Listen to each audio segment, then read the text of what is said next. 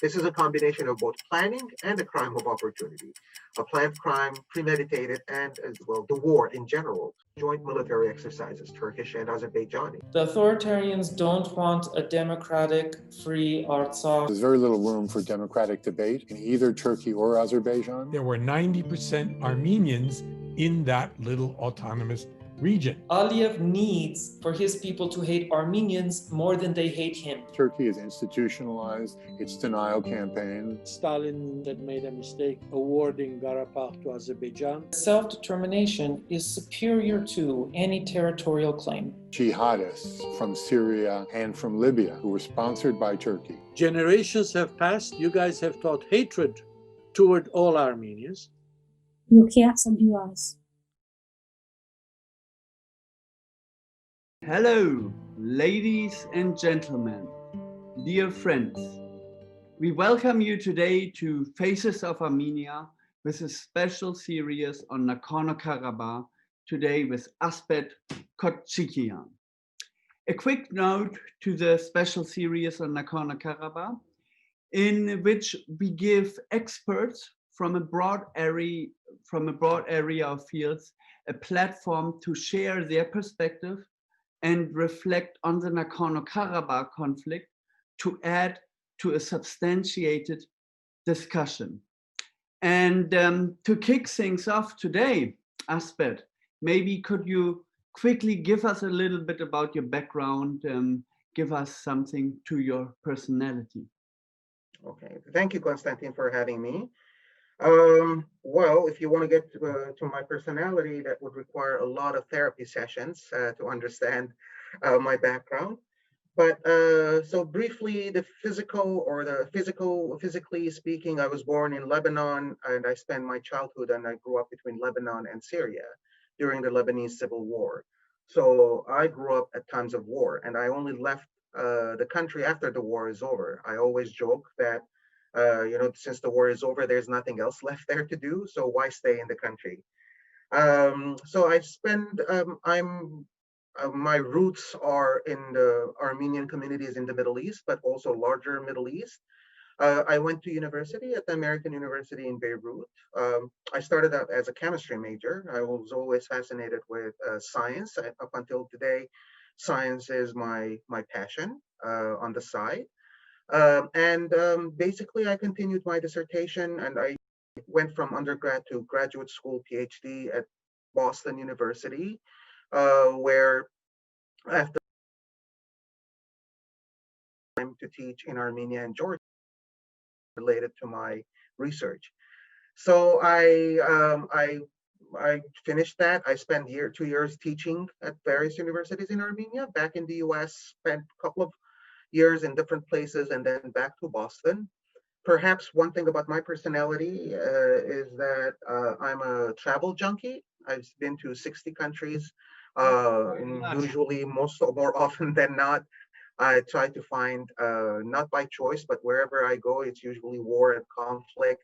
I usually like to observe those. I was in Syria just last year doing research in Aleppo, and then in the south of the country.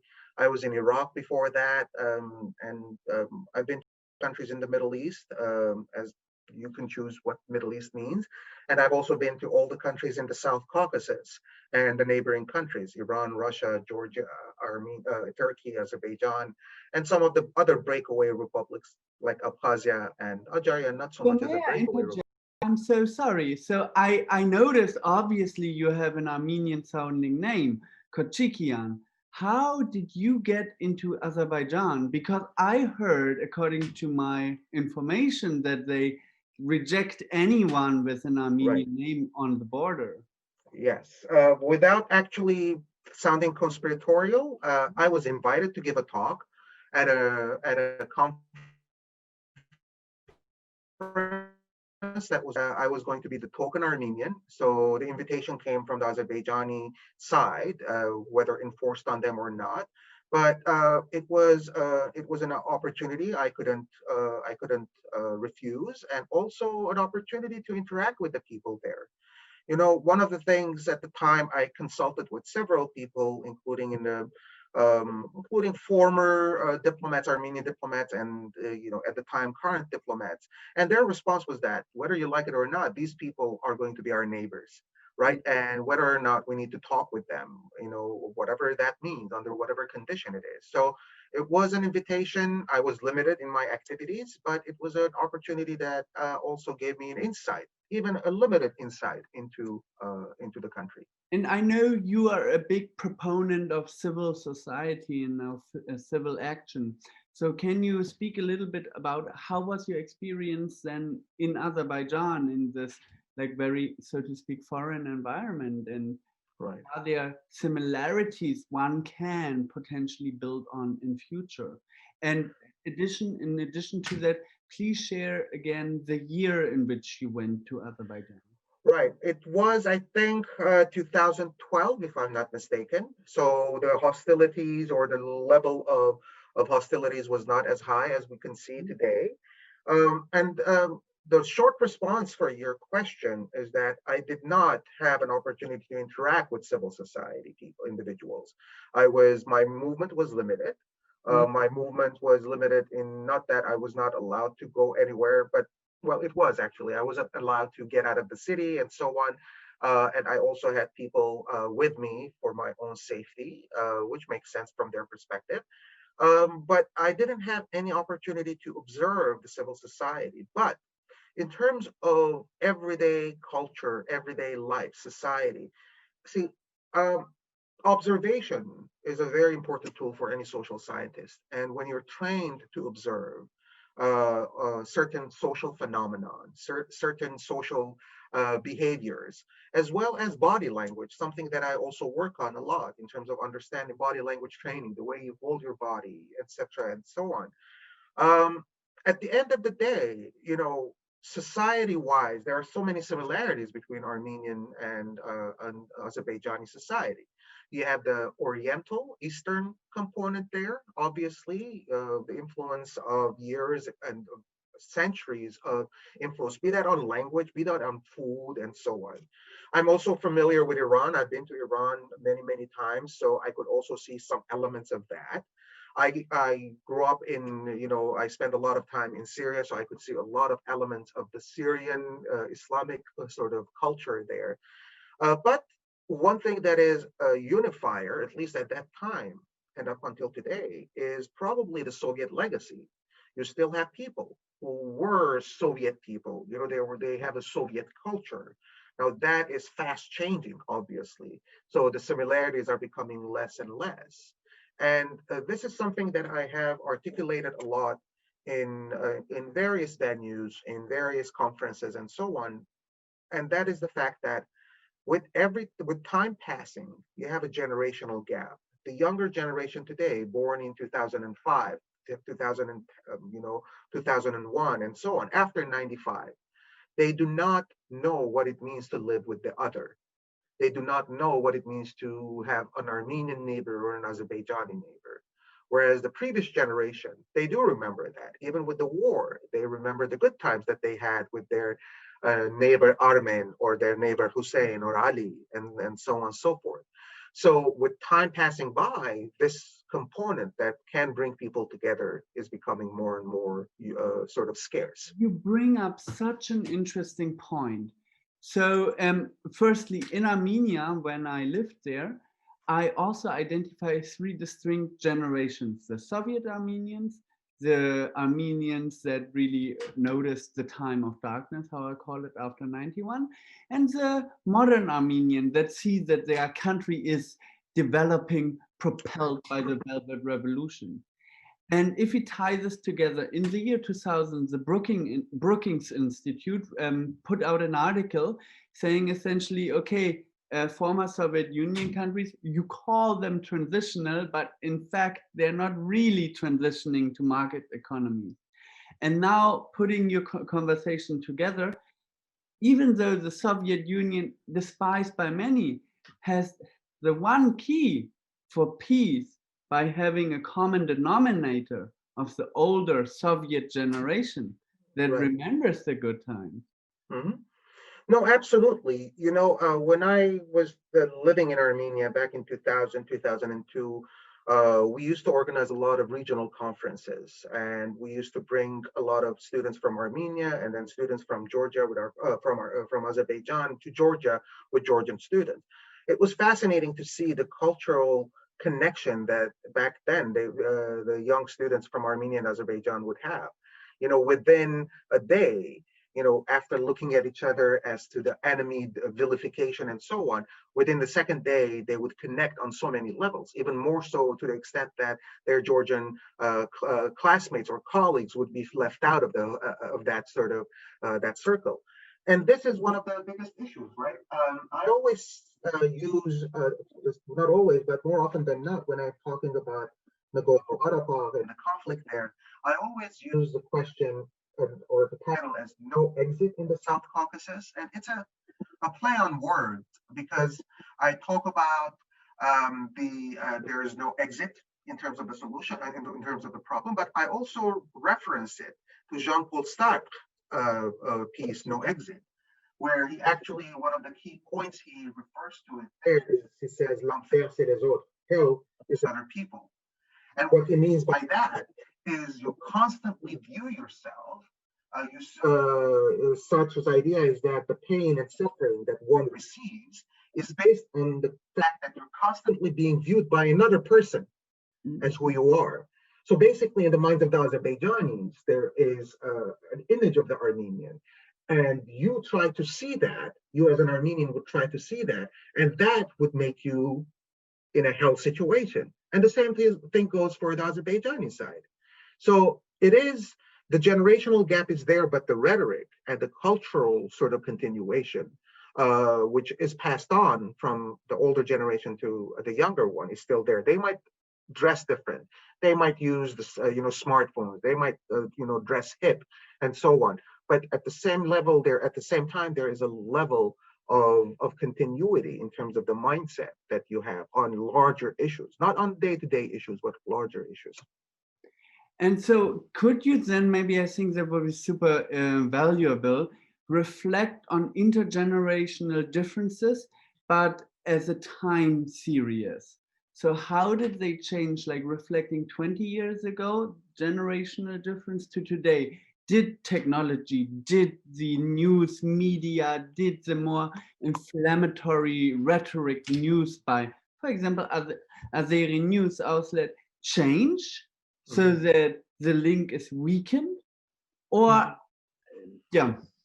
Yeah, well, if I were to answer that question, again, it's multi-nuanced, but yes, first of all, one of the things you need to also realize that while there's with the generational change and the distancing of the two societies from each other, at the same time, you have more communication between them, not between them, but more communication coming out from both of them through social media, as you mentioned. Now that is not necessarily a good thing because the social media, especially the mainstream social media, vilifies the other. So on the Armenian side, they would say, look what the Azerbaijanis are saying. And then on the Azerbaijani side, look at how Armenians are saying what they're saying. They're talking about a greater Armenia. They want to occupy Baku and so on and so forth. And on the Armenian side, the Azerbaijanis are related to the Turks and they transpond or they transfer some issues from the past onto the modern day. That being said, however, there's also the new generation also brought up in the two countries a new generation of individuals who are idealistic, who are involved in their society beyond the issue of nationalism, involved in social issues, women's rights, education rights, anti-corruption, and so on. And in the last 15 years, minus the last 2-3 years, there have been more interaction between civil society activists from both countries to work on common projects. So yes, we have a conflict, but let's talk about common problems, right? In both countries, you have domestic violence. Let's talk about that. We're not admitting that, well, let's put aside the war for now. Let's talk about other issues. So I think it's a mixed sort of blessing. It's a mixed sort of result. While they are being distanced, being vilified, but at the same time, they had some opportunities to interact with each other on common projects. And then, so do you see civil society in both countries, Armenia and Azerbaijan, being severely impacted by the war in its aftermath. I know we're jumping a bit here, but I see just very well. Right. No, Konstantin, you're on spot. I have to mention that while I have worked on civil society, I'm a political scientist who basically tries to use the tools that I have to analyze, to observe, and to connect dots. That's why, while I have worked on civil society, I do not consider myself an expert on civil society. There are far more, knowledgeable people on this. But in terms of the civil society, what I have observed is that war definitely, undermines any kind of work, be that civil society activism, be that democratization, economic growth, everything. So the war is the unifier. The war is, constantly, hushes everything. Be that any dissent, even if you were a political dissident in Azerbaijan or oppositionist, you would obviously be afraid to talk about it now, but also it doesn't exclude the fact that you might be excited with the issue of nationalism. That's the same thing in Armenia. So civil society work in that context, it becomes paralyzed, to say the least. Okay, but then let's say war, how I take it, it has to be perceived by many stakeholders within country as absolutely terrible, asphyxiating, excruciating. And building on that experience of absolute horror, I think you can start a civil movement, because you can say on both sides, we never want to lose human lives again. These are our soldiers, our families. So there is a strong incentive for rapprochement. Right. Would you? Granted, listen, war is, I'm not indifferent to war. War is not different to me. I grew up in war. I've seen people, do terrible things to each other. I've been in situations where I've witnessed things and so on. I know how terrible war is. But in cases like this, my fear is that even if you start a peace movement, if you start a no more war movement, you're going to be labeled in both countries. You're going to be labeled as not unpatriotic. You'll be labeled as you name it. I mean, you're going to have so many different names given. So unfortunately, again, one of the Soviet legacies that you have in both countries is the idea of society taking over. Armenia is a bit better off than Azerbaijan, but not completely, where the decisions are made top to down rather than bottom up. In the case of Azerbaijan, it's even more saturated. It's more sort of a centralized system, where even any movement will be labeled as traitors, as people that are cooperating with Armenians. You can start movements like that, but personally, I don't think that it would get anywhere. I'm pessimistic in that sense, because there's so much hatred. And in the middle of the war, you can't do that. You start movements like that before a war starts. You start movements like that, peace movements, when you actually have someone to reach out to. But at this point, there is on neither side, there is any partner that anyone can work with. So on that point, I think we need to now drill down, zoom in the origins of the conflict, which I think would help the discussion. So if you can really start outlining in your own words how it started, so to speak, with Stalin's arbitrary border drawings, and lead us to today. Your previous guests have actually done a wonderful job in describing these. I just want to highlight a couple of points. You're right. Stalin, the Commissar of Nationalities, came up with the idea for divide and conquer, to create minorities within minorities, to weaken the sense of nationalism in different countries, and hence Karabakh and Nakhichevan were placed under Azerbaijani rule. And there were attempts in the 60s, 70s in Soviet Union to take the Artsakh, the Nagorno-Karabakh autonomous oblast, and put it under the context of Armenia, but it didn't work. Now, fast forward 88, you started witnessing the rise of nationalism, as many scholars have argued that, one of the reasons why the Soviet Union collapsed was the rising nationalism in those countries, even though the Soviets tried to create a singular nationality. We're all Soviet citizens. Doesn't matter if you're Azeri, Armenian, Georgian, Kazakh, Russian, and so on. And the fighting, well, when it started again, it's, the devil is in details, and probably our conversation would be more useful to talk about, some of the other aspects rather than the details. But 1994, you had a ceasefire agreement brokered by Russia, even though it was adopted later by the CSCE, or later which it became OSCE. And since then, negotiations back and forth, like a ping pong, went back and forth. But neither the Armenian side nor the Azerbaijani side were committed to find a permanent solution for the conflict. And that actually what kept the conflict going. Go ahead, Konstantin. Yeah, so I know that your thesis, your PhD thesis, was on foreign policy in small states, including Armenia and Georgia. And how can you reflect from a foreign policy standpoint on the negotiation strategy maybe of Armenia ever since the ceasefire? Right. Well, one of the major challenges of any small country is to chart its own independent foreign policy. When it comes to international systems, small countries are not able to impact the system, so they are left with choices. And that was the case with Armenia and Azerbaijan, both of them. In the case of Armenia, that foreign policy orientation, to a large extent, came from a historical experience. So also don't forget that both these countries didn't have a foreign policy experience. It's not that they're new countries, they're small countries, but they're also new.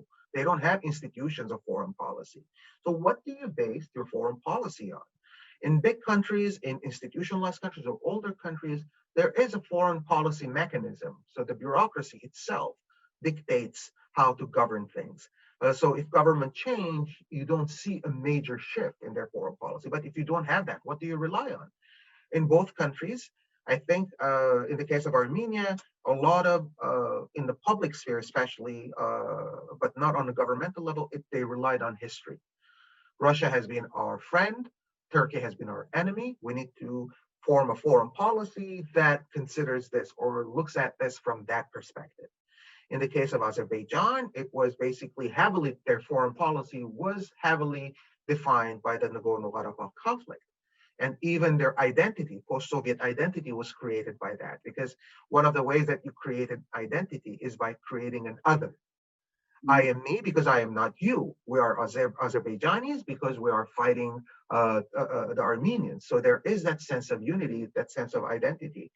But the issue is not so much as, I believe that in the early years, up until 95, 96 even, Armenia's foreign policy was quite proactive in terms of when they were faced with three choices. Armenian foreign policy tried to create its own alternative choice. Not always successfully, but still they tried to do that. So it was more proactive. But since 95, 96, especially when the fighting stopped, Russian influence and Russian pressure especially forced Armenia to be realigned or to be in tune with the Russian influence, Russian foreign policy. This is why we see the signing of the alliances or agreement that Russia protects the Armenian borders and so on and so forth. So that has been the limitation to a large extent, the manpower, the software, and the hardware. Armenia doesn't have a hardware, Azerbaijan is in better shape in terms of the hardware. And what I mean by hardware is basically the people, the embassies, the actual physical ability to conduct foreign policy. Whereas the software is about the ability to think strategically, to think outside the box, and be able to come up with solutions or to do things in a certain way that hasn't been thought before or hasn't been done before. Nevertheless, it's worth giving a shot. Okay, then I think what would be quite helpful to our audience if we can provide now a larger context onto our discussion. We've been talking about, like, I think from a micro perspective, from the hardware and software of foreign policy, but within the South Caucasus,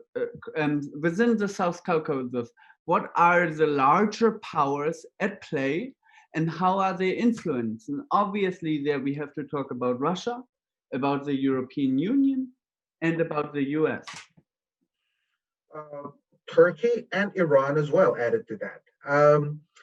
The South Caucasus as a geographic region, as not as a political region, people make that mistake sometimes to think about an issue, a region as a geographic versus a political region. It's a geographic region, but it is not a monolithic political region.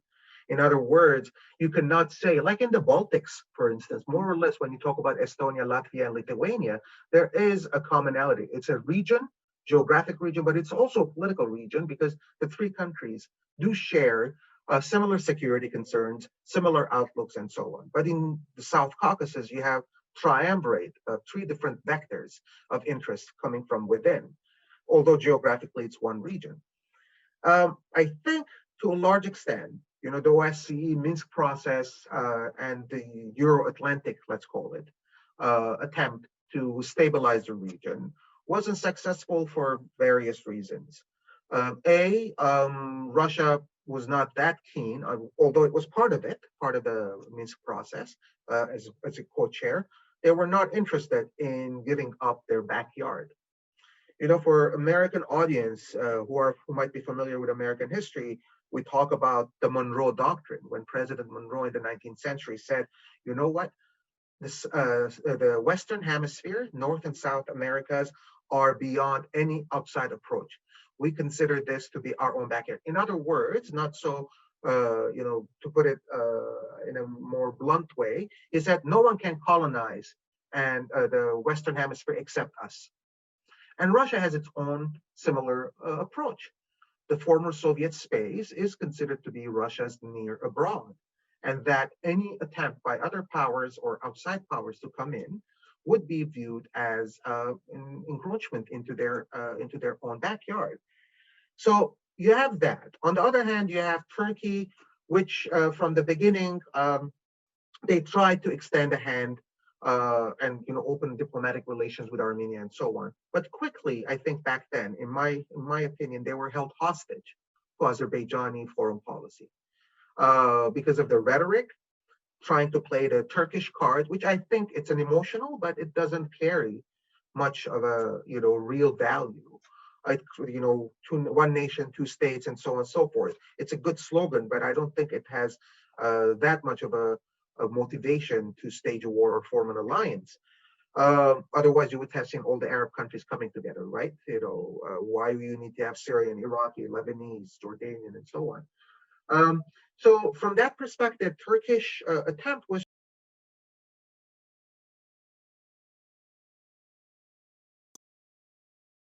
to be your big brother to help you. Then, they had to put their money where their mouth was. And that's why they ended up being supporting Azerbaijan in the conflict. They closed down the border with Armenia, and they became involved in the conflict, not directly, but indirectly. Iran, on the other hand, is like the country which has always, Iranian foreign policy is fascinating. I mean, they would think 10 times before they act, and they think long-term. They're chess players. So from their perspective, they tried to calm things down, unsuccessfully, obviously, mostly because of the fact that the United States didn't want to see Iran being part of the formula, which might have been different. The whole landscape might have been different if Iran was involved.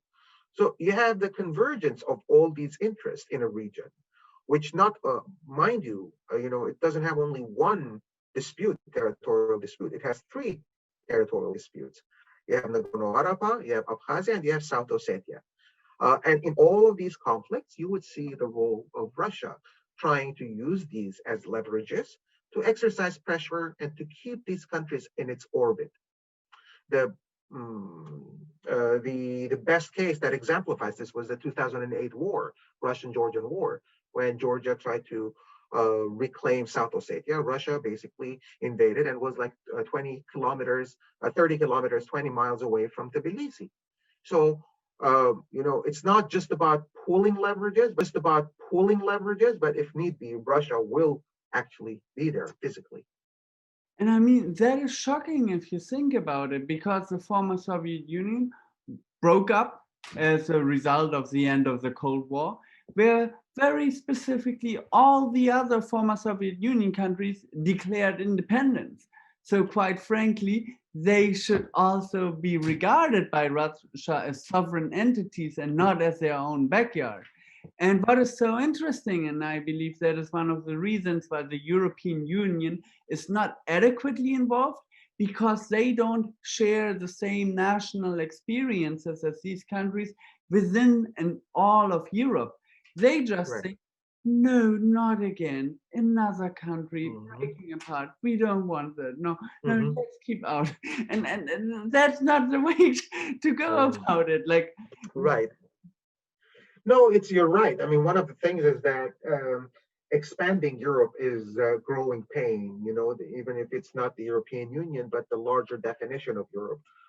Incidentally, when it comes to Europe, the borders, I remember growing up that in geography, the borders of Europe ended in the Transcaucasus Mountains.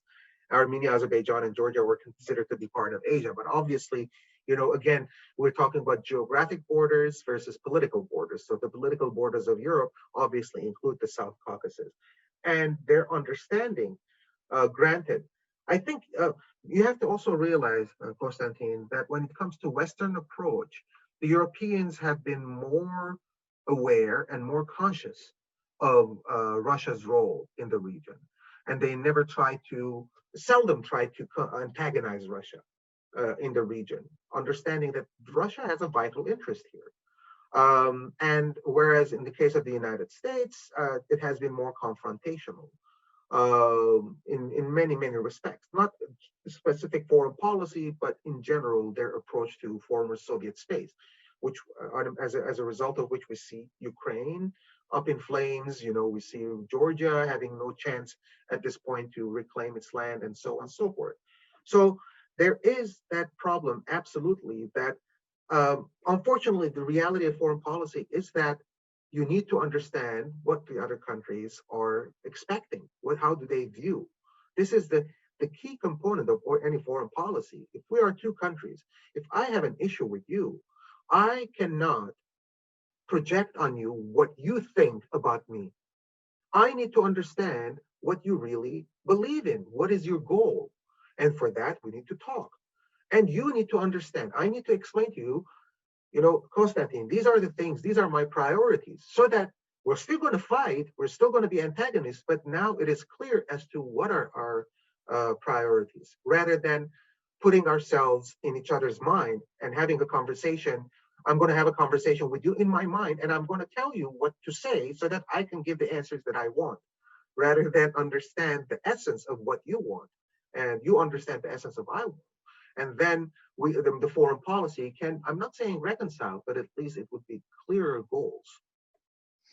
No, I agree. And I think that is the one key reason why so much conflict is evolving, because different parties don't understand each other and they don't have an understanding of the underlying incentives that drives these countries to act. Because one has to understand that usually it's not very objective and visceral what drives these countries. It is subjective. And as one of my earlier speakers also nicely reiterated, in the regards of Nagorno-Karabakh, it's the right to self-determination. It is Armenia's long-standing history that overrides the right to Nagorno-Karabakh, which Azerbaijan's territory was just in the books, but that's a different story. Right. And obviously, it's hard to understand for both parties. Yes, utilizing international law. Just today I gave about one of my lectures for my students today was about international law. And the problem with international law is that it has so many loopholes and so many contradictions that it becomes problematic. For instance, when it comes to the UN Charter, okay, the official UN Charter, Article 1, Section 2 talks about self-determination. It does talk about the rights of self-determination of people. It says basically that United Nations and the Security Council, their goal is to develop friendly relations between countries based on the principle of equal rights and self-determination. Article 1, Section 2. Article 2, Section 4 goes back and talks about all member countries should have the right to defend themselves against, to protect their territorial integrity. And these two ideas, now you look at it legally, they are there. And on the Armenian side, they invoke the self-determination. Azerbaijani side, they invoke territorial integrity. You see this conflict that international law is not the answer, or it doesn't provide a definitive answer, let's say. This is the problem between law and justice, right? Laws are there to ideally provide justice, but we know, we don't live in an ideal world, and more often than not, laws do not provide justice, and sometimes justice is not legal. So you have these conflicts as well in terms of evoking either side, each side evoking a different article or a different component of international law. I'm not saying one is valid and the other one is not. It goes back to the perception. Right? From my perception, I think that territorial integrity is important. From your perspective, no, you think that it's self-determination. By the same token, Georgia, caught in between the rock and the hard place, they announced that no, they think that territorial integrity is important. Why? Not because they are with Azerbaijan, but because if they do say national self-determination, Abkhazia and South Ossetia would say, aha, so give us self-determination. You see this, for instance, in recent years, we've seen this when the Scottish referendum for independence, national self-determination, it was conducted, and the results would have been accepted by the British. In Catalonia, the Catalan decided to hold a referendum for self-determination and independence. The Spanish government said no. That's also quite critical. So it's really a slippery slope when you get into international law. Yes. Let's drill on there. That is, I think, you brought up a wonderful analogy, Spanish independence, Catalonia. Can you provide some parallels to how Europe treated this issue, how Spain treated this issue, and if there are parallels to Nagorno-Karabakh, Abkhazia, and South Ossetia? Especially, I want to point out one observation that I believe the mayor of Catalonia faces prison sentences of 15 years. He was one of the leaders of the independence movement, yes. So what can we learn from this? And can we apply these lessons to how Europe will act or potentially? Yeah, listen, I'm all for comparison. I am all for learning from other experiences, but we also have to understand the limits and the context of those comparisons. In order to make my point, let me give you another comparison. Before the civil war erupted in Lebanon, 1975, the Lebanese model of confessional consociational system, where each different sect had a level of self-government, they were okay, they were in a balance, was viewed as a model to be emulated. Especially one of the things that they were looking for, one country where they were looking to use this was Northern Ireland. It wasn't as protracted, it wasn't as diverse, but they look, the Lebanese model works. So we can implement it. But of course, then the Lebanese model stopped working. And to look at models, the Lebanese model worked because of the Lebanese. You cannot take it and apply it in that case. Now, that being said, that limitation, there's also temporal sort of this discrepancy. What do I mean by that? Is that Armenia, Karabakh, Abkhazia, and South Ossetia, their movements for independent self-determination occurred in a world that was still in the middle of a Cold War, a world that was still trying to make sense of legal norms in a world that at least the people in that part of the world were operating based on Soviet internal legal premises rather than international norms. One thing that Armenian side pushes forward, and not enough, I think, is that Karabakh declared its independence from Azerbaijan while they were both, and Armenia as well, part of the Soviet Union. So when you talk about independence, when you talk about territorial integrity, Armenian side says, well, Nagorno-Karabakh was never part of an independent Azerbaijan, so territorial integrity should not be applied in this case, which is, again, slippery slope. You can always use that fine line and the loopholes in the international system. So to say what's happening now in what happened in Catalonia, basically, from what I've gathered, they didn't use the normal ways or the appropriate ways to start the referendum. The same thing happened in Crimea, when the Crimeans decided on that, but there were, again, according to the internal domestic law, it has to be approved by the central government and so on and so forth. But see, this is where the problem comes in. Again, the dichotomies that exist within the same law. If you want to separate from me, but then I have to give my approval for you to separate, and if I don't give my approval, what do you do? Do you say legally I'm separating, self-determination? Good luck, I'm not letting you. So this is where the escalation happens. And when we look at what happened back in 1988 with the Armenian demand for secession, separation from Azerbaijan and being included in Armenia, it doesn't have a precedence per se. You can look at elements. I think that's a de facto. That's already happened. So in terms of analyses, in terms of comparisons, it's much useful to see what system might work with the understanding that there are many, many limitations of applying a model on this case. Okay, if we are talking about what model works, maybe we should look at the failure. I don't want to say failure of our time, but Minsk Group, for example, one of the organizations in charge, was founded in 1992, if I'm correctly informed. Mm-hmm. And until this day, it didn't substantially progress in this conflict. So if you can help us understand, how does the Minsk Group work? What other organizations are there that attempt to find common ground? What is their strategy, and why didn't it really work out? What was the pain point? Again, not my area expertise in terms of in-depth knowledge, but a couple of things. The Minsk Group included a lot of countries, not just France, Russia, and the United States. They were the co-chairs, but it also included Turkey, as well as Armenia and Azerbaijan, along with several other countries. Now, from the get-go, one of the things that the co-chairmanship was introduced, I think, in 1994. Before that, it was just a larger framework. Any framework that allows communication, enhances and facilitates communication between two sides is useful. And I wouldn't say the Minsk Group was completely, utterly useless. It did provide venues. It did provide shuttle diplomacy.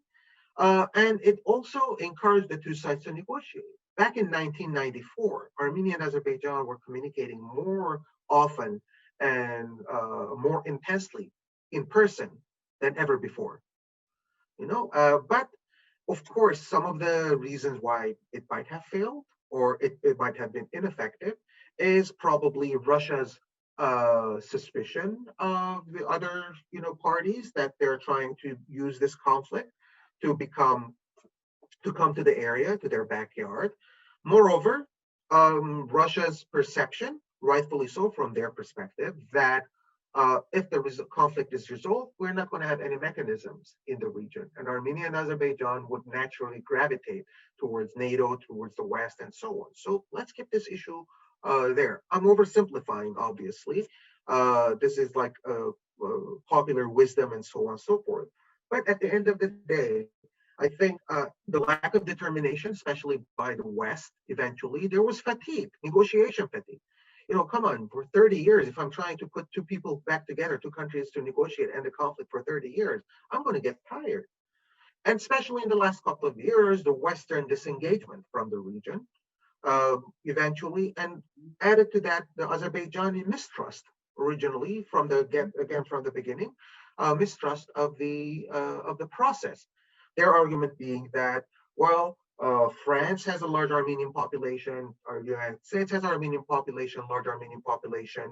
Russia is pro-Armenian, so we're not going to be, this is not an objective body. Sort of in a way, what, for instance, Israel sometimes does when it goes about the UN, says the UN is anti-Israel. And that's why we don't agree with the decisions made by Israel unless it suits their agenda. So I think with the Minsk process, I believe, and there are many colleagues I know who are specialists in this, disagree with me, but I believe that the Minsk process has run its course.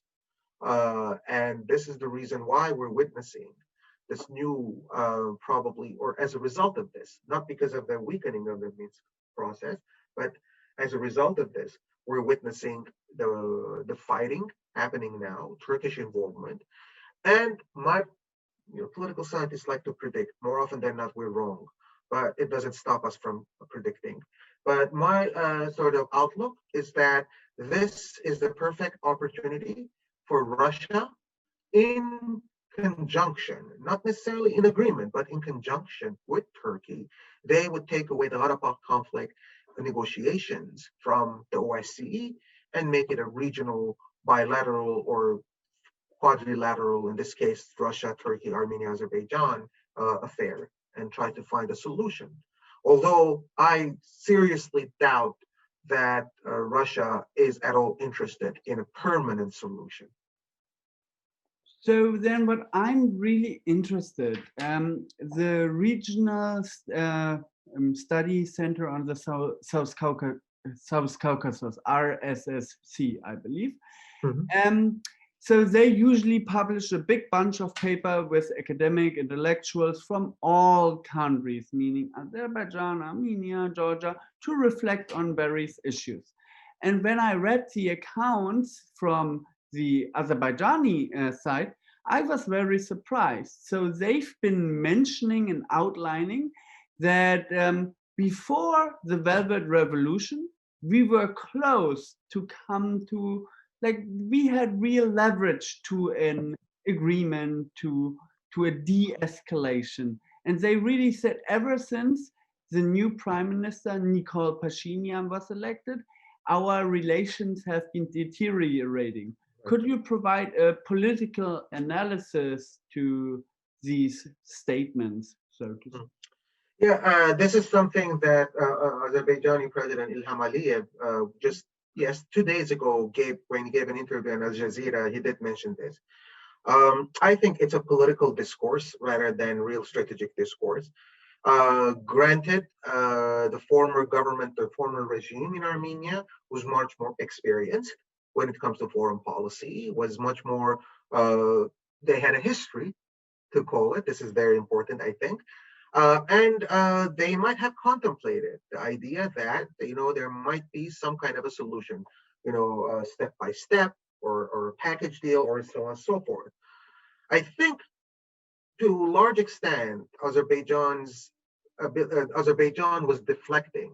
Ilham Aliyev and Azerbaijan were deflecting by saying, deflecting the responsibility of the war by looking at Armenia. Okay, so 2018, you had a revolution, which you call it democratic and so on and so forth, and we're going to negotiate. And now Armenia is the sweetheart of the role model, the poster child of how things can happen, just like Georgia was in 2003. So now we're looking at a situation from an Azerbaijani perspective. Okay, this guy is not paying attention to us. He's making a nationalist statement about Pashinyan. Nagorno-Karabakh is Armenia, period, when he says that. I think that might have been a miscalculation on the Armenian side as well, to think that a message that you're sending to your domestic audience will not be heard internationally. But when Azerbaijan sees or reads this, it starts thinking, you know what, this process is gone. we don't have an option.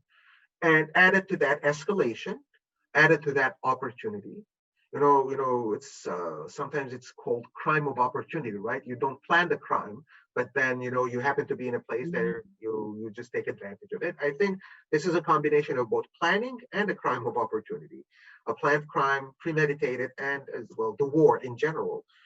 Because 2000, earlier this year in July, when there was a flare-up, or when there was a border skirmish, I think that was completely unplanned, but that quickly precipitated plans by Azerbaijan and Armenia, Azerbaijan and Turkey to counterattack, because that was not acceptable. August, you had joint military exercises, Turkish and Azerbaijani. At the same time, Turkish Defense Ministry in August retaliated against Armenian claims about the Sevres Treaty, which Armenian governments before have never, ever raised. And the Sevres Treaty is, a major taboo from Turkish. So you have the defense minister responding to that. The indicators were there. So they had the military exercises, and voila, you're ready to do it. You go ahead and start the conflict. And that, I think, is the key component that led to the escalation, that led to the precipitation of this conflict.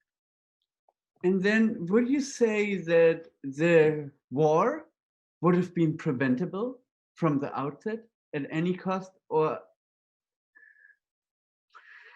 Yes and no. War is always preventable, but when you have someone attacking you, and again, without going into details, you cannot just say and wait, let's talk. If someone's coming at you with a gun or a bomb or a sword, you can't just say that. You have to defend.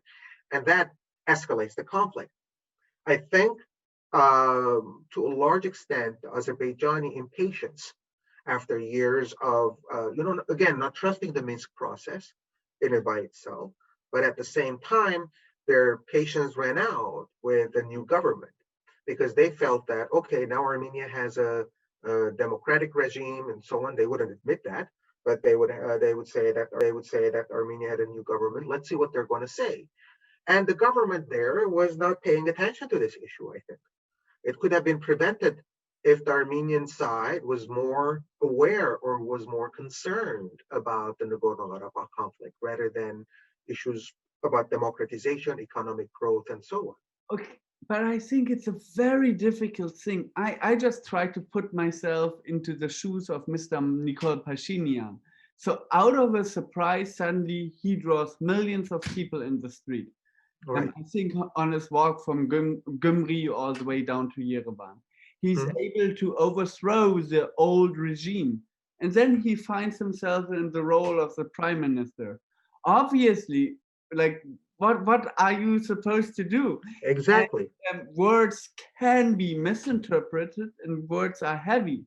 So I wouldn't say necessarily it's his fault that he says. No, and neither did I. I didn't say it was his fault. I never said that it was his fault. I said the priorities were not. Yeah, from the other side as well, from the Azerbaijani side as well. But, it's about prioritizing. I was excited with the possibility of a new democratic regime in Armenia, with the possibility of building strong institutions, economy, and so on. And, Nagorno-Karabakh conflict was a frozen conflict, so that's not an issue. But many analysts, well, not many, but few analysts who actually knew the Karabakh conflict, who are actually breathe and deal with it, their approach was that as long as you have an unresolved conflict, you cannot build institutions. You cannot build an economy, because at the end of the day, your focus is always going to go to that conflict, be that in terms of military equipment. Can you imagine how successful, hypothetically, Armenia would have been if Armenia's democratization process would have been if they didn't have to spend, hundreds of millions of dollars on the military, and that money would come into the institutional building, economy, and so on. And it goes the same for Azerbaijan, but we're looking at the case of Armenia. So at the end of the day, the belief that we're going to strengthen our institutions, then we can negotiate about Karabakh, actually turned out to be wrong. Because now, because of the conflict, I think institution building and the economy in Armenia is under threat. So preventability, you can always prevent, but at the same time, there's always the unpredictability of events, unstoppable events, if you want to call it, a chain of events. This is not in any way means that Armenia was, it's all the fault remains on Armenia. Ilham Aliyev, he's in a more precarious situation. He cannot afford any dissent. He cannot afford any opposition. He needs to show some success. And obviously, economy is not trickling down. Politically, there is nothing. So the only remaining factor that he can show success is war. And that will not work. I highly doubt it. If you look at any psychology theory, negative reinforcement, I punish you, you get better. No, wrong, you get worse. If you punish your whole citizenry, if you give them their only option based on we need war, on the long term it will not work. It's a short-term pill. It's like Konstantin, they are overshadowing it. They're overshadowing the punishment that you mentioned with a sense of, wow, we're victorious, we're the Azerbaijani people. So now you have the, if you want to call it the reward, I doubt that it's a reward with so many casualties, but you're boosting the ego of nationalism. Nationalism is an ideology, maybe second only to religion, that can mobilize people. Okay, but then one has to admit, look at Azerbaijan compared with Armenia over the last 20 years. A GDP is not the best measure, of course, but essentially the trend. Azerbaijan's GDP flatline, more or less. Armenia has been pointing upwards. In 2018, Armenia's economy grew at the world's fastest pace with 7.2%. So what I'm saying, what does this imply for the people? Armenian people see the sun rise over the Ararat mountain. Azerbaijani people don't really see perspective. So yes, and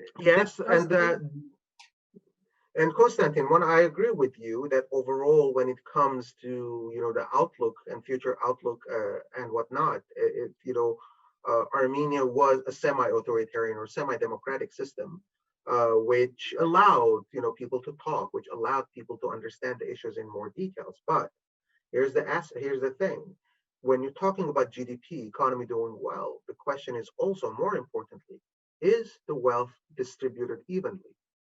And this has been, a problem both in Armenia and Azerbaijan, specifically Azerbaijan. Yes, there's so much money coming in, their GDP is quite high, and so on and so forth. But, there are still people, the refugees, the 600,000 or so refugees and their descendants are still living in poverty. Not everyone is benefiting from them.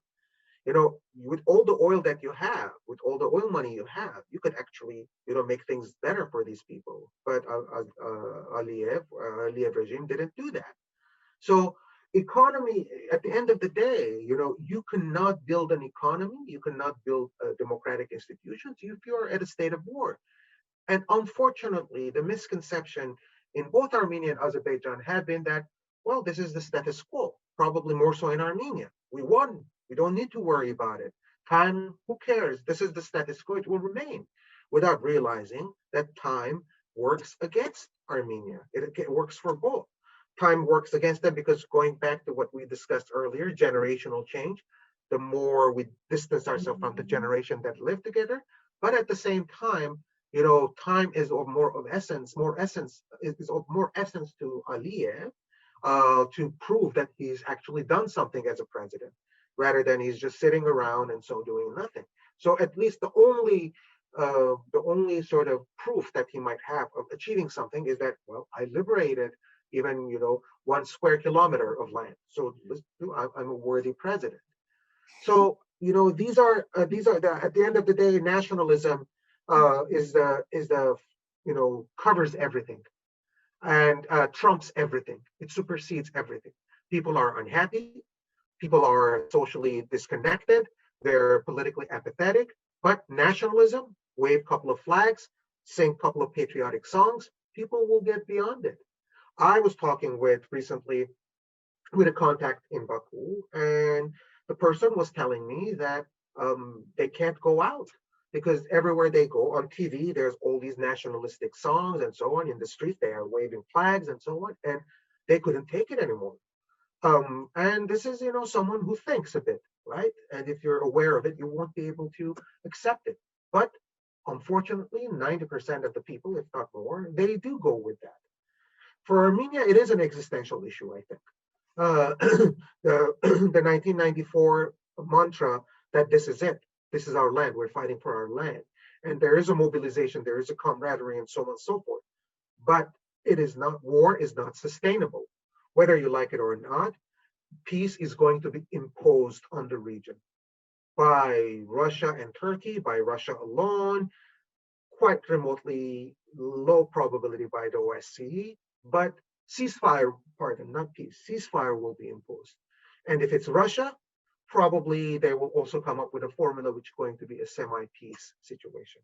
Yeah, but I mean, then we return, I think, and that's sort of in a way the problem. We return to a frozen conflict that can break out at any time. Exactly. By all progress that we absolutely. And what makes you think that this is going to be a war to end all wars? What makes you think that there's going to be peace that will end all peace, or and so on? This is something that fits into the overall regional strategy of Russia, and to some extent, I think Turkey, because they do not want to have peace in the region. Because once that happens, they are irrelevant unless they are present on the ground. Okay, so that's why you have Moldova has the same situation. Ukraine has the same situation. They try to gravitate towards the West, but no, I'm going to pull you back into my orbit by creating ethnic conflict. I'm sorry that I haven't been optimistic in terms of my outlook, but that is how I've been seeing, how I've been reading the situation so far. No, sir, but I really have to say, this is important in the current state of discussions, because what I'm seeing a lot, everybody tries to be optimistic, and I love optimism. I myself, I would say, mostly an optimistic person. Right. However, it is very refreshing to hear pessimism. That's a word combination, weird word combination. Refreshing pessimism, huh?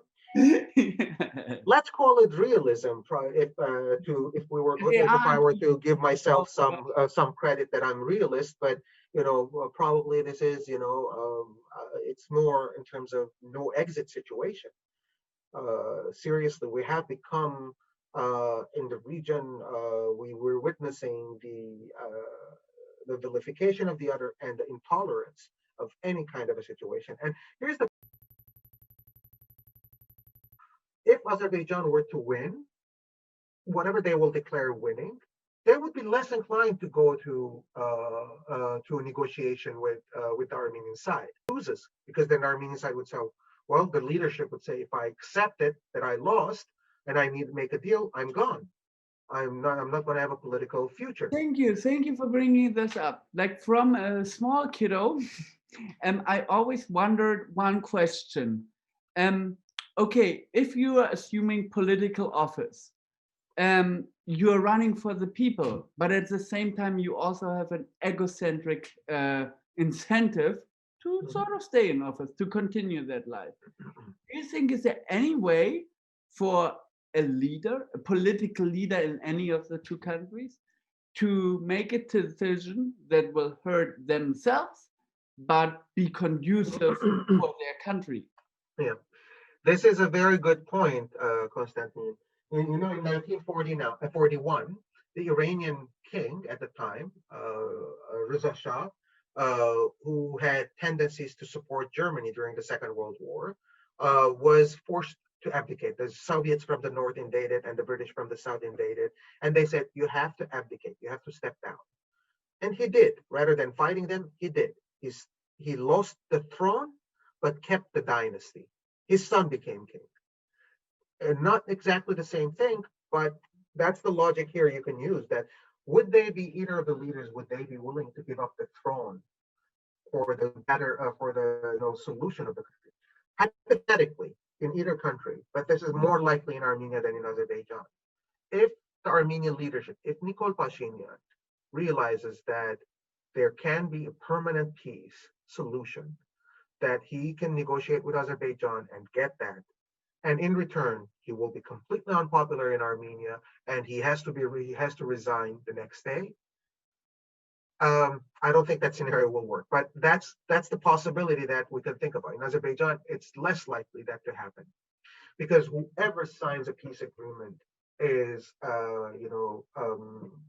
politically it's a political suicide for their own personal thing, but it can be a guarantee for long-term peace in the country. Now, we're talking about peace, but then even that peace has so many different elements, right? You have to have first a ceasefire agreement. Then you have to, agree what kind of a formula you're going to have. What does it entail?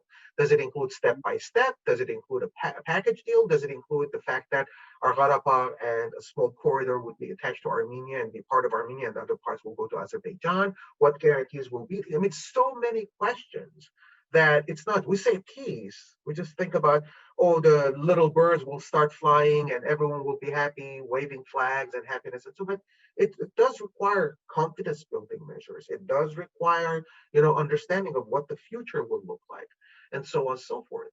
And on that, the last 20 years or so, where both Azerbaijan and Armenia, at least they were coming closer to understanding each other. I'm not saying they understood each other, but coming close to understand what the other side wants is completely, we had 10 steps backwards. We took 10 steps backwards with this war, if not more. So that is the key component. You look at Arab-Israeli conflict, you see what eventually led to Arab-Israeli peace. Some Arab countries and Israel versus Palestinians. Israel and Palestine do not have an agreement yet. Well, they did sign it, but it's defunct. But agreement with Jordan, agreement with Egypt. These were also temporally, think about it, they happened during the Cold War. The United States used its soft power. Israel, everyone knows this, that Israel is the largest recipient of aid from the United States. Egypt was the second largest recipient of aid from the United States. So of course we're going to be friends if we're being flooded with dollars and equipment and so on and so forth. Who in the South Caucasus will be that donor? Russia? Well, Russia cannot sustain itself economically to be able to do that. You do not have a mechanism or even a comparison that you can do. The longest running conflict in that sense is, the Arab-Israeli conflict. Rather, eventually they were forced to come together. For every decade, the Arabs and the Israelis fought a war. 1948, 1956, 1967, 1973, 82, Lebanon, and then in the 2000s and so on. But never ever did these wars led to some kind of a permanent solution. In 1967, Six-Day War, Israel occupied, and they said, we don't want to deal with anyone. 1973, the Arabs took some initiative. It wasn't a real victory, but then nothing happened. The only thing that happened was 7 years later, when Egypt and Israel signed an agreement. 7 years, doesn't have anything to do with the war. So there are correlations that don't make sense. And we're not going to see any peace coming out of the ceasefire agreement after this. At best, maybe in 7, 8, 9 years, when you have a similar scenario, Russia comes in, says, stop fighting, ceasefire agreement, negotiate, and 5, 6 years later, we'll have a peace agreement. That's the only scenario that I can think of where it could happen. Beforehand, I know I have a lot to talk about the current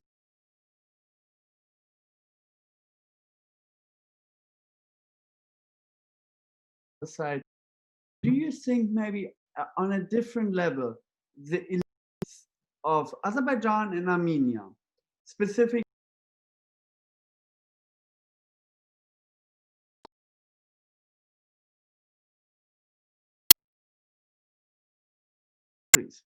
in this regard, I talk about the diaspora, start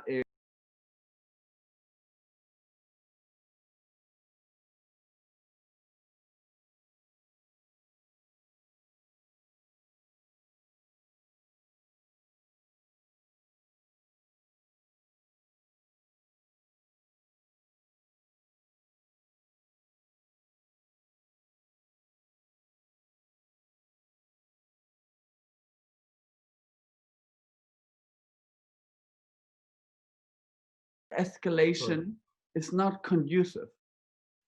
Right.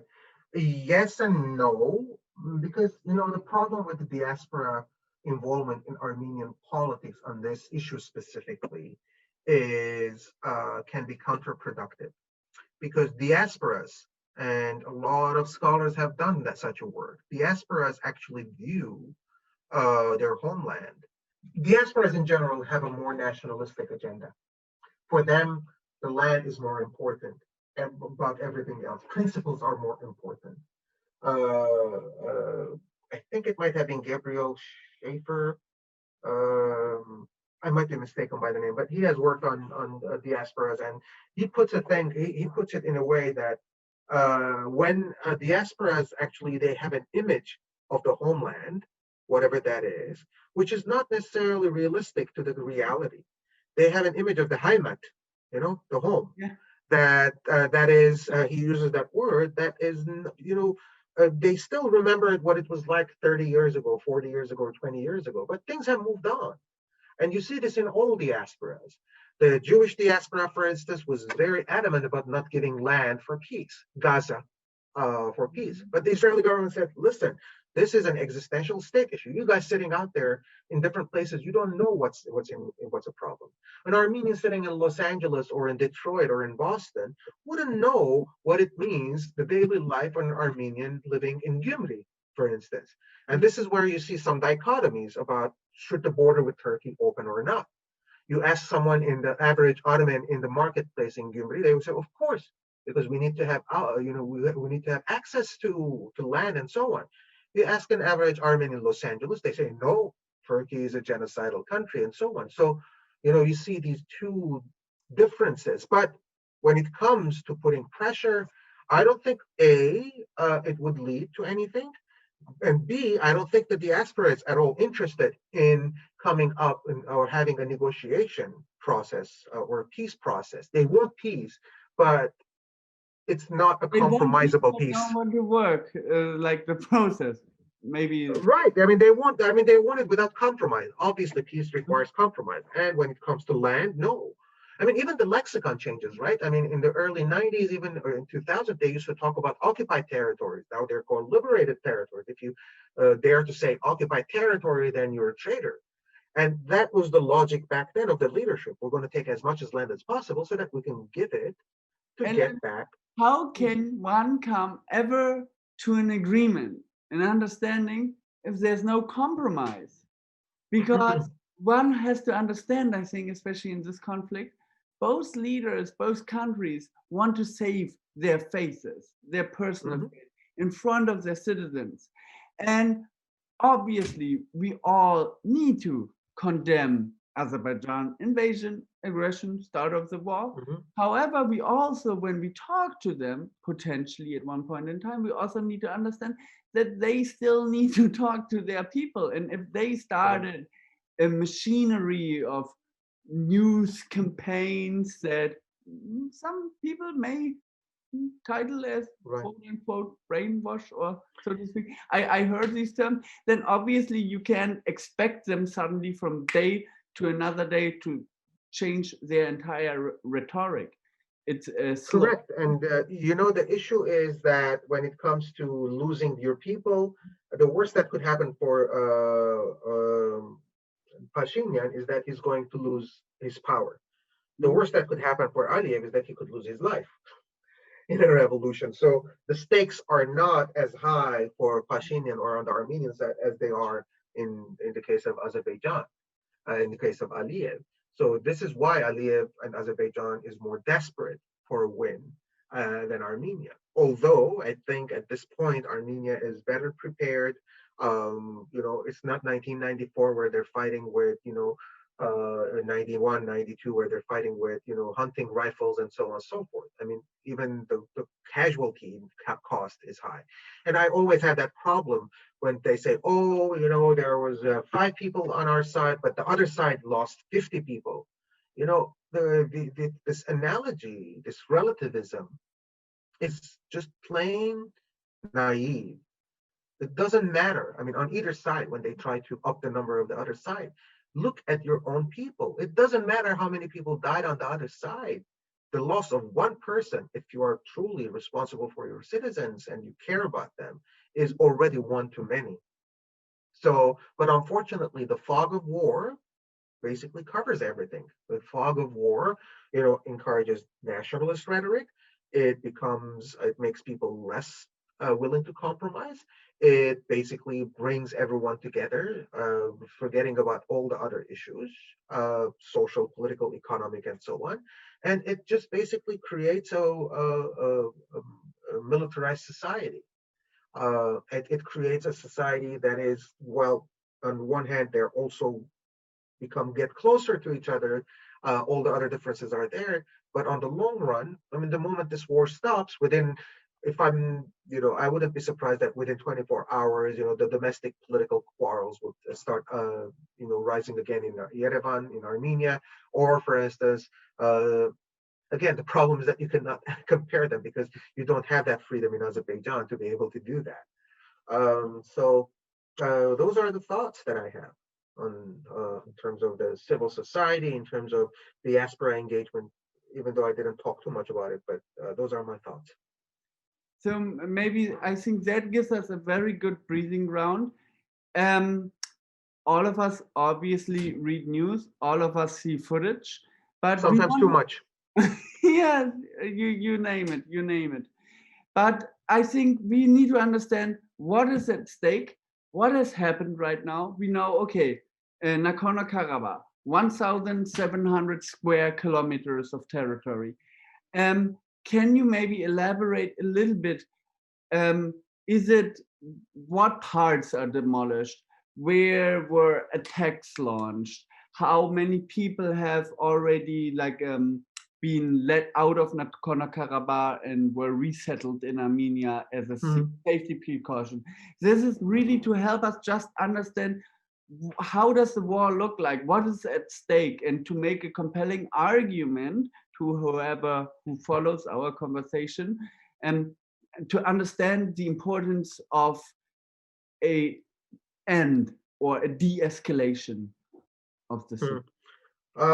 I would be careful to make any sort of statements because, again, while there is a flow of a barrage and deluge of information out there in terms of knowing what's happening, what's not happening, and so on and so forth, it's suffice to say that this is a large-scale war focused on the north and the south of Nagorno-Karabakh, the northern part being mountainous, the southern part being more plateau.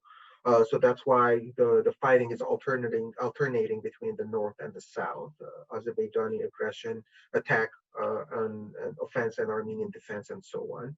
Other than that, even the military statements that are coming out are arbitrary, are not detailed, except when it comes to how many casualties the other side had, especially Azerbaijani side had. So how do they count that?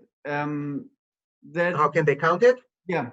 I don't know. I mean, again, I wouldn't put past them that this is propaganda to inflate the numbers, but then, with modern technology, with modern warfare, especially when you're firing, when you're, smart bombs and so on, they have cameras, so they would transmit some of these. The problem, Konstantin, is I am severely and radically cautious to buy or to look and trust anything, even video footage, in a world where everything can be doctored, in a world that anything can be changed. I cannot even trust my own eyes when I'm looking at something. I'm not sure if this video clip is recorded now or was recorded 5 years ago, and you change things and you call it that this is on the front. But one thing I can say, and the problem with Azerbaijan is that you don't have any information, right, to be able to know media and the social media and so on.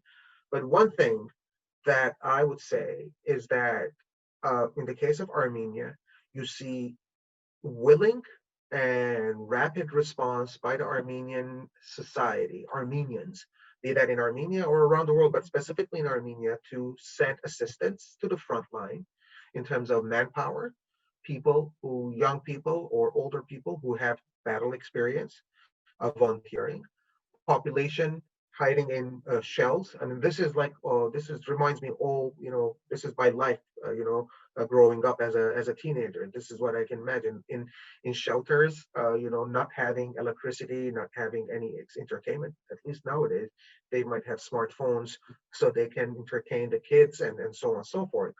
But they're digging in. I think if you are witnessing or if you can project that the war is going to over, you do not call the army reserves. You do not call for assistance. You do not ask for people to, send tents or, buy stuff and send it to the front line. And that's as much as I could say verifiably. I mean, I'm sure we have read, as you said, so many information about the number of casualties, the progress back and forth. I am not a strategist. I leave that at the end of the day for the assessment of the military experts and so on, and also each side, because at this point, a critical assessment is impossible, I think. The important thing is that you do not have a major, and this is another thing, Konstantin, there is no definitive success. There is no definitive we won or we lost or the enemy is lost. So, oh, we claimed this village, the other side, no, you didn't. We claimed this one, but it's not like our soldiers are withdrawing, 100 kilometers. They had to go back and so on. So it's a war of attrition, if anything. And from the perspective of lives, the people living in Nagorno-Karabakh, once there's an agreement, do you see any viable route that they relocate to their cities? Absolutely not. They wouldn't. I mean, I've seen interviews that many people made in Karabakh. Some people are saying, the attachment, especially in that part of the world, on either side, the attachment to the land is very strong, but the attachment to the dead ones is even more important.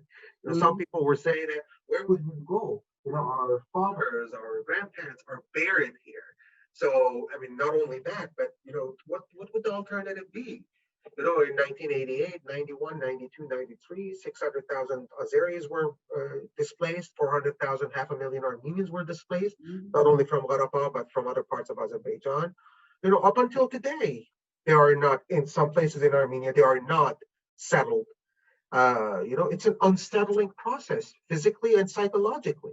It is unsettling to lose your home, unless you're doing it willingly. Even when you do that, you have, some issues.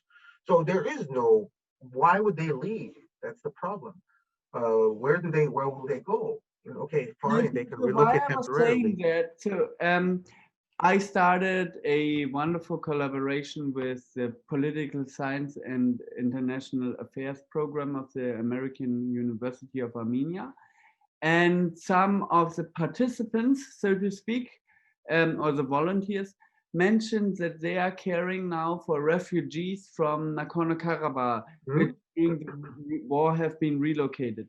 And from the footage that I've seen, bombs exploding in the city centers, malls are being destructed, houses are like flattened. I can't say it any different. Yeah, well, that's the war. I mean, that's the war. I mean, I was recently last year when I went to Syria, to Aleppo. I remember Aleppo with a very vibrant thing, and I went to places where it was flat, and I just couldn't believe my eyes. That's war. That's the thing. I mean, we think war is, just a hypothetical, virtual concept,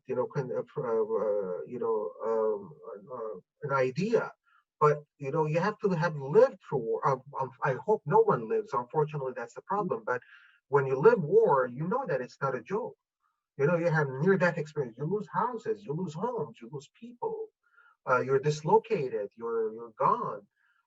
And then when do you come back? You're not sure. Families separated, right? Men stay and go to the front. The families stay in the back. The children and the women. Sometimes women also go to the front as well. So. Families separated, not knowing anything about it, and so on. So that's the reality. That's the unfortunate reality. I can only think about, at least for instance, now you have, communication, people calling their families from the front line and so on, that we're okay and so on. The Azeris don't even have that. unfortunately. People have sent people, they have their brothers, their kids, their husbands fighting, and they don't know where they are because they don't know, they don't have any communication. That's the worst part of a war, where you don't know. Of course, it's not the worst part, but it's one of the worst parts. So there is no other option for these people, even if our Armenian government and the regular forces say we're not going to do anything. The people there, the 150,000 or so Armenians, would die before they leave. This is the unfortunate nature of war and attachment to territory. And I want to bring one point, maybe you have an idea on that. I know that many missiles have been used. Israel have been selling LoRa missiles to Azerbaijan. Is there any reasonable opportunity that Azerbaijan will try to hit the Armenian nuclear power plant? No, absolutely not. I run a podcast called on Good News Armenian News Network, and about in July we had a conversation with a nuclear scientist, Armenian nuclear physicist about it. And no, it's not possible. Even if they hit, I mean, these are very well protected, very well shielded power plants, and even if they hit it, it's not going to have an impact. It doesn't go beyond rhetoric. Just like, surprisingly, the Armenian side is not attacking the pipelines, right? Or oil pipelines. There are some red lines about it because you never know what's going to happen. If you get desperate, you can do that. But I think even in the carnage of war, even in the context of the craziness of war, you still have some rationality left. And that actually brings me also a little bit to your personal experience again. So firstly, Europe is always scared about two reasons: energy security and terrorism. Mm-hmm. Which is why they should have a coordinated foreign policy. Now, you have been working with the Council for Europe on de-radicalization projects and others. And so my question is there, what can Europe do? Can Europe fund projects which focus on political activism, civil society, economic opportunity? What are Europe's options? Because as far as I'm concerned, France is only one of the few countries which would intervene militarily. But Europe's strength lays. Yeah, Europe will not intervene militarily. You're right, but the assumption here is that they don't already do it. I think the European Union, Council of Europe, plus different European countries independently, Norwegians, who are very big in developmental grants and so on. The Germans, the German equivalent of the USAID, for instance, they are present. I'm familiar with the landscape in Armenia, especially the last 3-4 years. There have been a lot of funds and a lot of projects coming in all of those areas: electoral reform, parliamentary reform, you name it. Gender. Domestic violence, about fighting against domestic violence, and so on. I'm sure they have the same thing in Azerbaijan, but probably not at the same level, mostly because of the fact that these funds, these grants, come with provisos, right? They come with restrictions or with guidelines.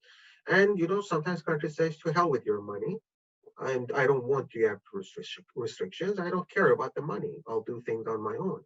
But in both countries, both the Council of Europe and European Union and European countries have tried to develop working relationships to come up with different developmental plans in different sectors. But right now, obviously we have war. Is there anything specific how they can intervene? No. The short answer is no. I don't think that they can, short of a military intervention, no. Sometimes when it comes to conflict, you need to actually, the peace should be imposed rather than negotiated.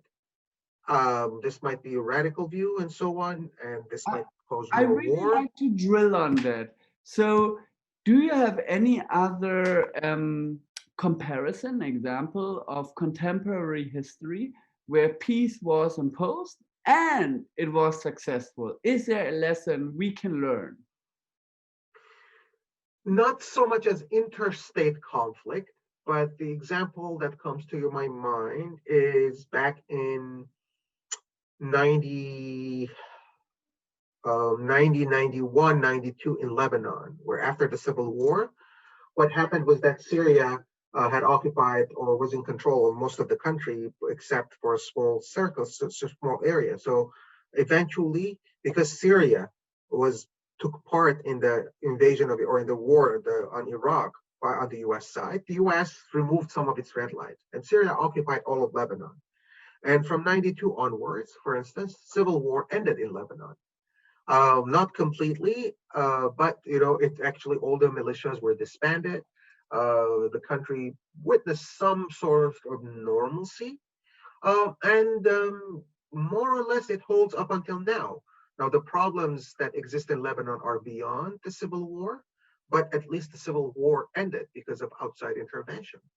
You have an outside power coming in and ending the conflict. Rwanda, after the genocide, you had neighboring countries invading and basically ending the rule of the government at the time, and the country under Kagame, I think the current president, ended up, going on the path. Uganda, under Idi Amin Dada, had with similar context, similar issues. Not exactly the same, but it's not impossible.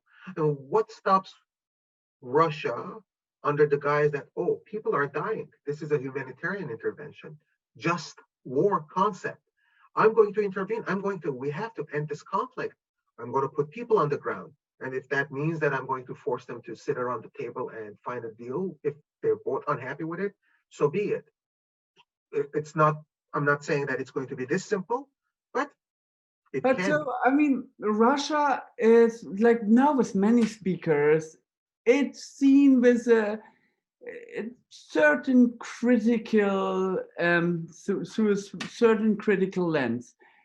Would there be any viable avenue, for example, instead of Russia intervening, for example, a Blue Helmets mission from the UN, or a coordinated effort by like Norwegian, Sweden, France? Are they willing? The problem is that, are they willing, or the Norwegians, the French, and the Swedes, and so on? Let's assume this. Okay, they are. Let's assume they are. I don't think it will be acceptable because it's going to be peacekeeping forces in that context. The Blue Shields, the Smurfs, as some people call them, derogatively, because of the blue helmets, is that they are not really peacekeepers. I mean, they are peacekeepers. They're just there. They can't do anything. If the two sides decide to attack each other, they just have to withdraw. Look at what happened in so many different places. Lebanon, Israel in 2006, if I'm not mistaken. The peacekeeping mandate is that if you're not fired upon, you can't fire. People are being killed in front of you. You can't do anything. So it doesn't have any credibility. Any peacekeeping has to be supported by force that is able to deliver force. Someone that, the UN cannot deliver force. They're just there to provide some, visible kind of like a visual sort of separation, but in reality, they're not separating anything. I mean, that is incredibly frustrating, but it's not unheard of that in a way it's a really dead-end road. There is no clear solution.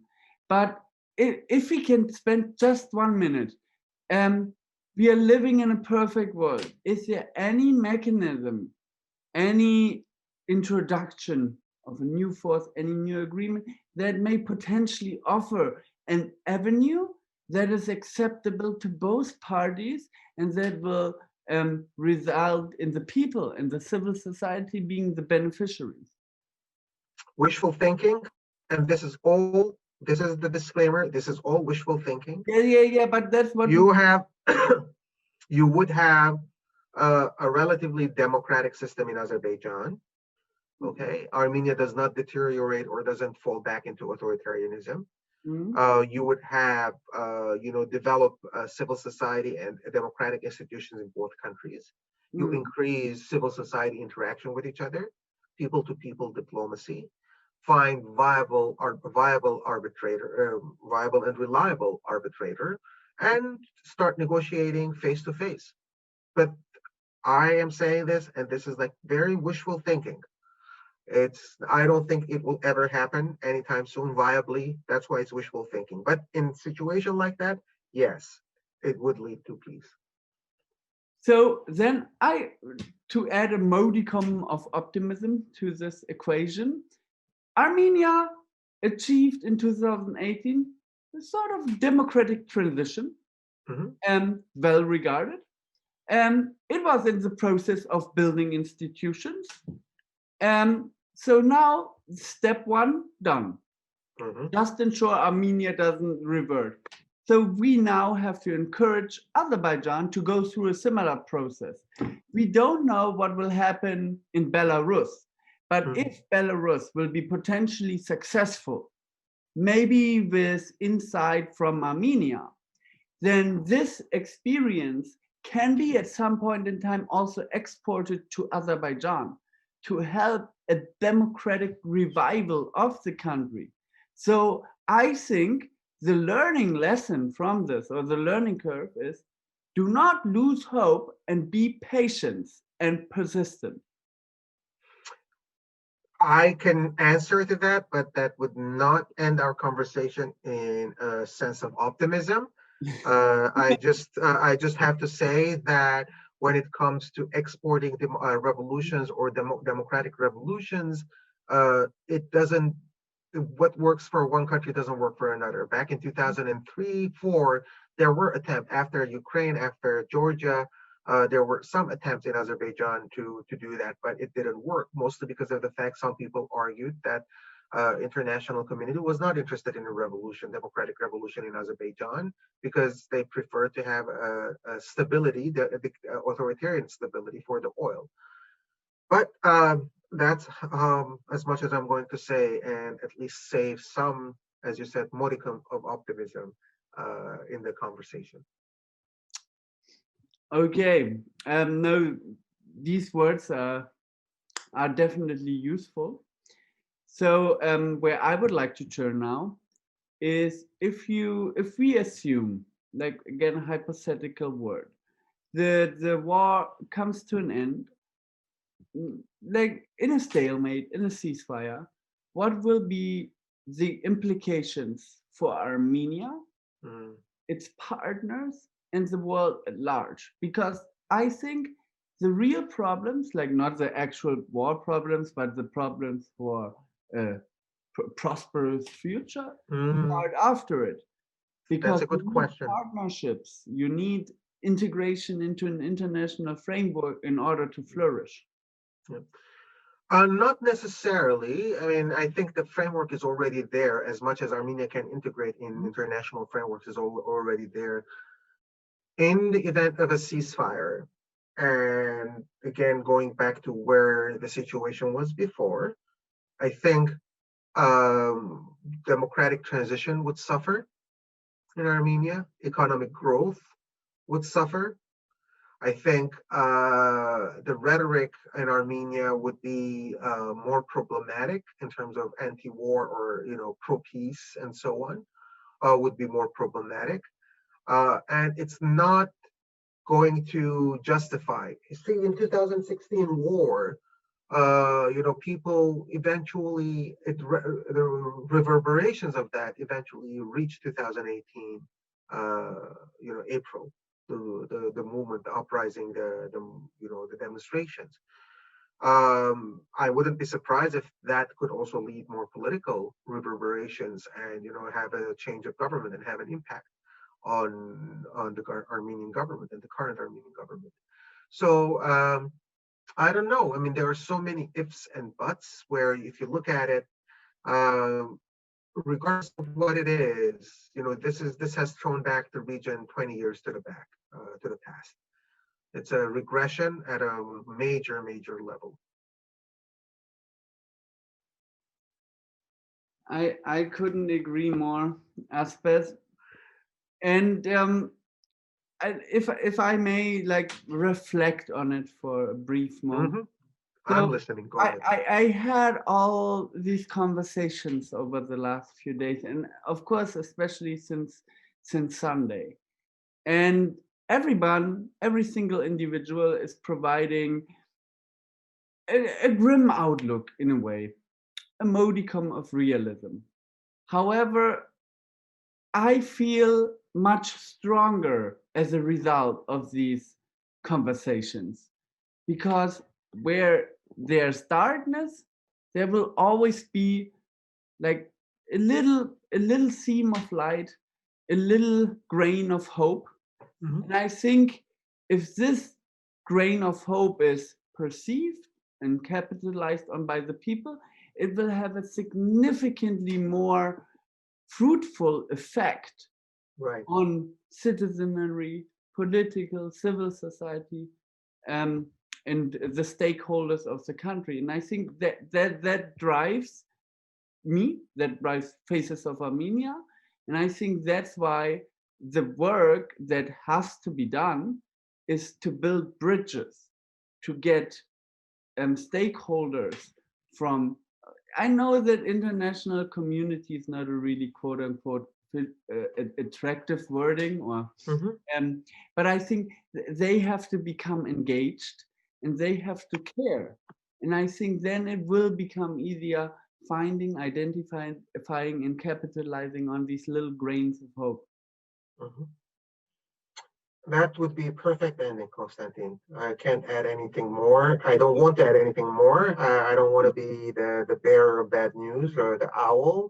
So I would accept that as a concluding remarks. Yes. So, Asbed, it was wonderful to have you here at Faces of Thank you, Konstantin. It was wonderful to talk with you. I am very sure that your perspective will help and lead to a substantiated discussion. Thank you to have you here at Faces of Armenia.